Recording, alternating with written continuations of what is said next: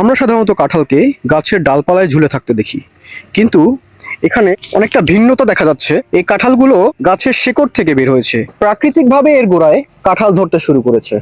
এটি সত্যি প্রকৃতির এক অসাধারণ উপহার। মাটির গুণাগুণ এবং অনুকূল পরিবেশে এই বিস্ময়কর ঘটনা ঘটেছে। এই কাঁঠালগুলো সাধারণ কাঁঠালের মতোই দেখতে এবং আকারে এর সাথে অন্য কাঁঠালগুলোর কোনো পার্থক্য নেই, কিন্তু এদের বেড়ে ওঠার স্থানটি এদেরকে অন্যদের থেকে আলাদা করে তুলেছে।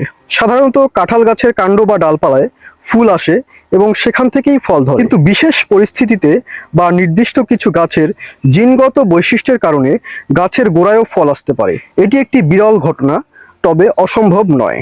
আসসালামু আলাইকুম। ওয়ালাইকুম সালাম ওয়া রাহমাতুল্লাহি ওয়া বারাকাতুহু। তো এই গাছটি সম্পর্কে একটু যদি আমাদের বলতেন। এই গাছটার বয়স হচ্ছে আপনার প্রায় ধরেন 15 বছর। গাছের মোটামুটি ফল ভালো হয় এবং প্রতিবারে মাটির নিচ থেকে হয়, ফলটা হয়। একটা কাঁঠালের ওজন হবে 30 থেকে 40 কেজি এবং প্রায় 3 ফিটের মতো লম্বা। কিন্তু কাঁঠালের দাম নাই, যত্ন তো নিতে হয়, যত্ন না নিতে হলে ফল হবে না। সার দিতে হয়, সেচ দিতে হয়। মানে গতানুগতিক যে ধরনের হ্যাঁ, পরিচর্যা গাছের দরকার সেটা আপনারা করেন আর কি। পরিচর্যা না করলে কোনো ফসল হবে না। তো তো আপনার আসলে আর কিছু বলার আছে দর্শকদের উদ্দেশ্যে?